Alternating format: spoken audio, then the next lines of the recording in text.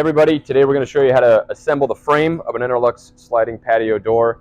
We do a lot of field assembly with these because some of our doors get very big, and so it's important to make sure that the assembly goes right.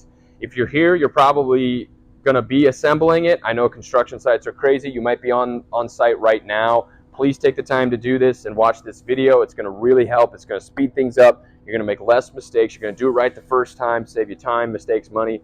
And the end user is going to be real happy with the product they have and the job that you'll do on site with assembly. So if you're on site, make sure that you're assembling on a flat surface. It could be a garage or a driveway, a deck or a patio. Make sure you use cardboard or carpet to protect the finish so we don't damage any of the paint. And so let's go through some of the supplies here. What you'll get in your care package regarding frame assembly is first and foremost the frame keys.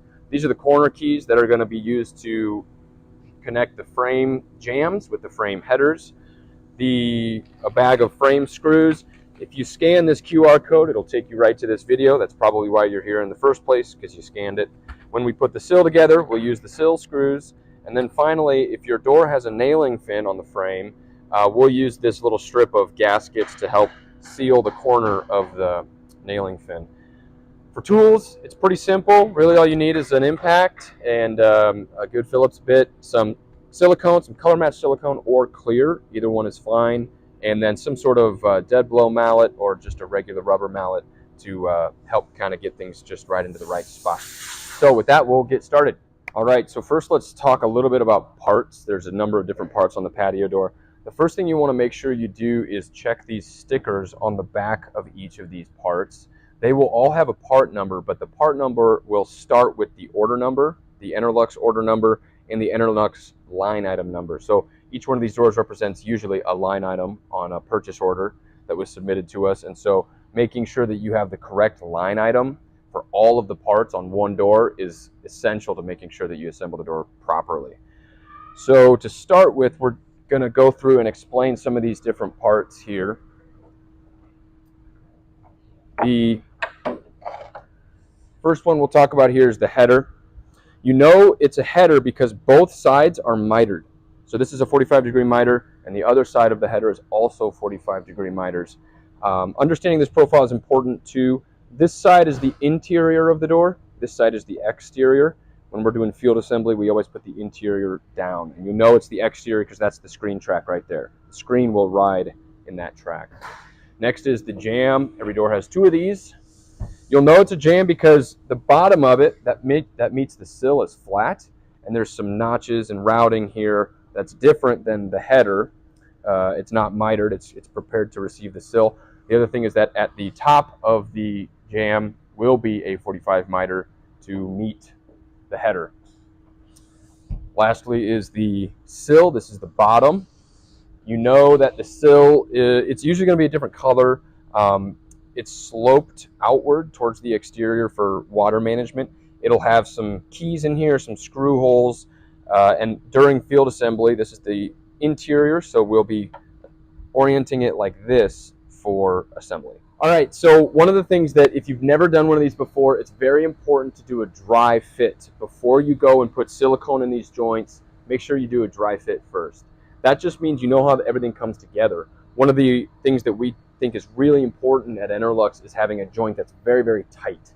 And so what we do to accomplish that is we take the holes in the corner key and we offset those holes from the holes in the fiberglass. And so what happens is when a screw catches both holes, it'll straighten up and it'll pull the whole system together. What's really important is to make sure that the screw catches the hole, and that's why the dry fit is so important. If you've never done one of these before, put the corner key in first before you put silicone in, and actually watch where it engages these holes in the fiberglass. So just take that corner key and just kind of pound it into place a little bit and wait until it sits down all the way in there, and actually look and see where the holes of the corner key are relative to the holes in the fiberglass.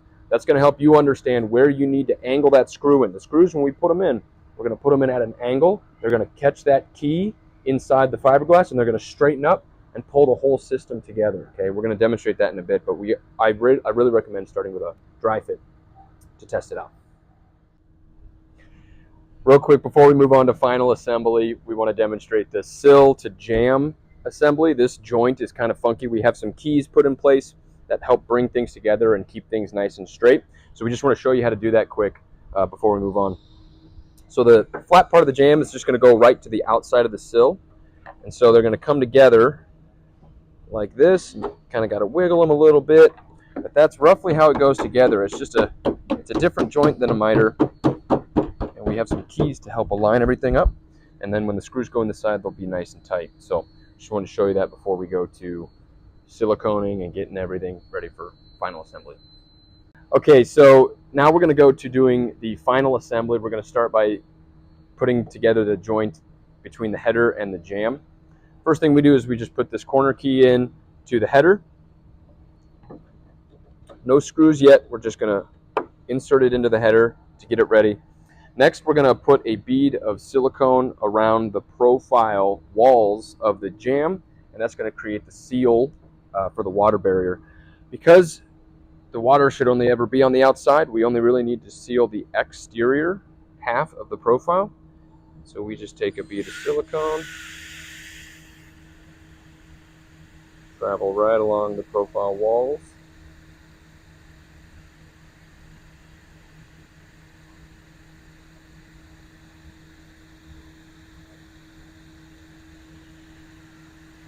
If you're using a hand-operated caulk gun, sometimes it helps to have just a rubber glove or something to kind of smear it around. But this half is the interior. We really shouldn't need any silicone there. You can put it there. There's no problem. Just make sure if you do that, you clean up the miter after you bring it together, because it'll kind of goop out. And we want to make sure the interior looks really nice for the homeowner. So after that, corner keys should go together pretty nicely, pretty simple. Try to make sure your frame is coming together nice, and then we'll squeeze it all together with those screws that we talked about. So now that we've got the header and the jamb put together, the next step is to put the screws in. This is where the magic really happens, and this is where the big mistakes can get made, or if you do it right, it should be a breeze, and it's going to be a really nice joint. So again, this is where the holes are offset between the corner key inside and the fiberglass on the outside. And so if we get those screws just right, it's going to bring it all together. So we're going to try to demonstrate that for you here. The sequence of where the screws go in and when they go in matters. So we always want to start with the exterior screws first. That's these four here. After those, you're going to go to the most interior screws. That's these four right here in that area. After those are nice and tight, then you can move to the more central screws in both of these elevations. Okay? Your screws will be in a baggie called frame screws. You should be able to just take those out. This is a number 10 1/2-inch panhead screw. So on this first one, all we're doing is just making sure that that screw finds the hole. See how much of an angle that is? So we feel pretty good about that one. The screw straightened up. If the screw remains at an angle, it's not going to be too big of an issue. We just want to make sure that the tip of it finds that hole. So once that one's in, we know the corner key is secured. Now we're going to really try to make sure we hit that hole again. See how much of an angle that is. That's a lot of an angle, but that's important because that's what's going to help us to grab that screw on the inside. That miter looks pretty good. You can always tell just by feeling the corner to see if there's any overlap. This one looks pretty nice. So from there, we'll go back to the first side, get this screw, and again, we're at a pretty good angle here. Just want to make sure we find that hole. We'll go back around, get that last one on the exterior set of screws. There we go. Okay, like I said, the sequence matters. So now these four screws on the exterior are in. If they stay at a bit of an angle, that's okay, as long as you make sure you got those holes on the corner key. So we're going to do something real similar here on the interior screws. Again, right here, it's at a pretty nice angle there. Make sure we find that hole. Then we'll go around to this side.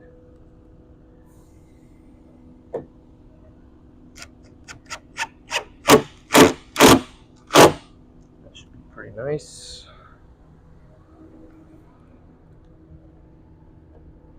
Nice angle on that one.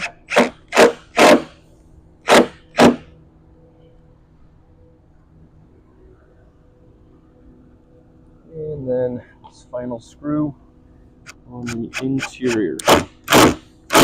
Okay, so now that those are all in place, you can see here this miter, clean up the silicone a bit. That miter, it's a little dirty, that miter is nice and tight. That's what we want to see. Now we know that on the exterior is a really nice seal. Now that we've got those in place, these center screws can go in. There's 8 more that go in, and again, you want to go at an angle, but these ones should all be pretty easy and kind of secondary in importance to the interior and exterior. So you'll just continue to take these 1/2-inch screws, plug in all these holes, and then do the same thing on the other side of the door with the other corner key and the jamb. So, real quick before we move on, I just want to show you a top elevation of this angle I was using. You know, normally if you're going to put a screw in, you would approach at a 90-degree angle like that. Where I was beginning that was about at a 45. It was a 45-degree angle, so that's quite a bit of an angle, and that's a little contradictory to what we would be used to at a 90. But in fact, the angle of approach for these is about a 45-degree angle, and then they'll kind of straighten up as they get engaged with that hole. All right, so these screws that we put in on the exterior with a nailing fin, they are outside of the weather barrier because the nailing fin is part of the weather barrier. If there's no nailing fin, we still want to be kind of cautious with these because they're close to the exterior. But in this case of a nailing fin, we certainly need to seal off these screws. So here we've got some silicone. We're just going to come in slightly under these, come up and around. Silicone here, coming around the corner. All right, now we're going to kind of trowel that just with my finger here. Make sure we got good coverage around those screws. That looks pretty good. Now, once we've got those covered, we're going to take our nailing fin gasket. That's going to go right up in the corner there.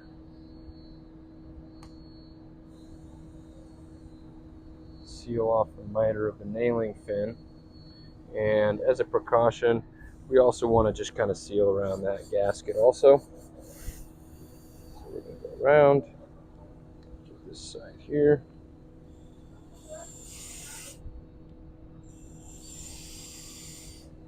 And then we'll get right above it as well. Clean all that up. Make sure we trowel that nice. Make sure it's good seal. And that should be sealed nicely. All right, now we're going to move to the sill. This is very important. If a patio door leaks water, it's always going to be at the sill. This is where water is going to get into the house if there's ever problems. Even if the water comes from the top of the door, it's going to find its way down and it's going to come in through the sill. So we're going to be using a lot of silicone in this step, and that's important because that's what's really going to ensure that we create a nice seal here. If any water does get in from an open door or whatever, it's going to find its way out of the door from the sill, sloping to the exterior. So to start, we're going to go on our jamb, and we're going to put a bead of silicone on the exterior profile walls along the bottom of the jamb.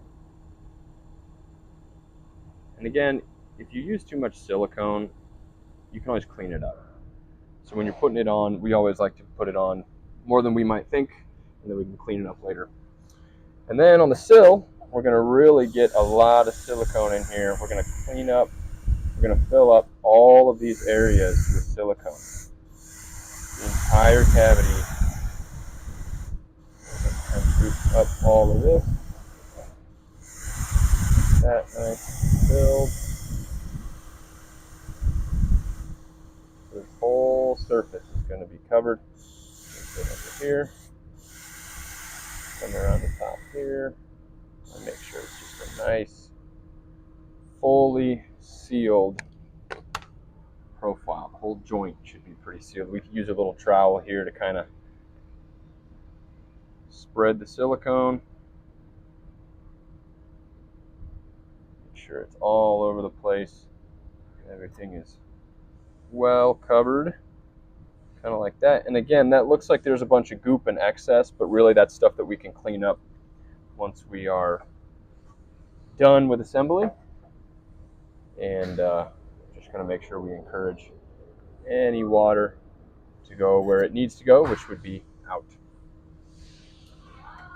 So now that we have our silicone on there pretty nicely,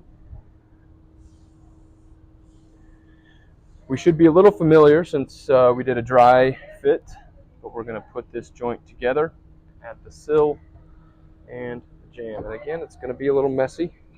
That's okay, because we want it to be done right.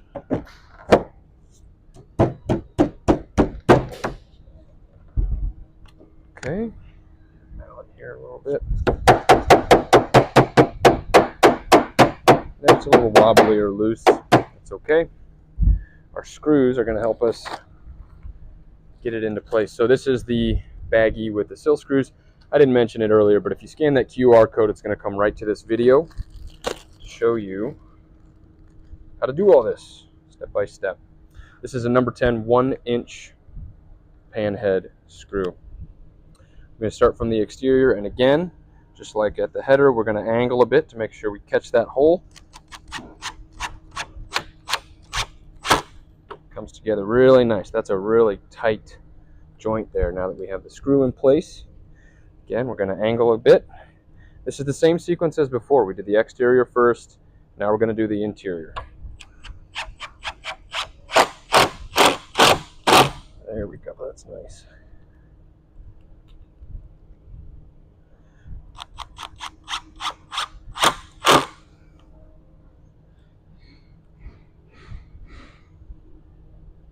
Okay. And then just like before on the nailing fin, we want to make sure we cover this screw since it's on the exterior. So we're going to do a little bit of silicone around here. And in addition, on the sill, we also do these screws too, just because it's the sill. It's kind of the most vulnerable part of the door when it comes to water. So we always want to just kind of clean those up. Seal off the head of the screw, make sure nothing can get in there. From this point on, you can clean up any excess silicone. There's probably some ooze out on the interior here. Just go ahead and make sure that you're cleaning that up, troweling it, making it look nice for the homeowner. So that's how we're going to put the sill together. That's a really important step. Use more silicone than you think. You can always clean it up later. All right, you made it. Thank you for watching. Thank you for taking the time to watch the video. If you follow the steps, it's going to save you time. It's going to save you headaches. It's going to do the door properly. There's not going to be any leaking, no problems in the future. So thank you. Really, we are so grateful for you to take the time to watch the video.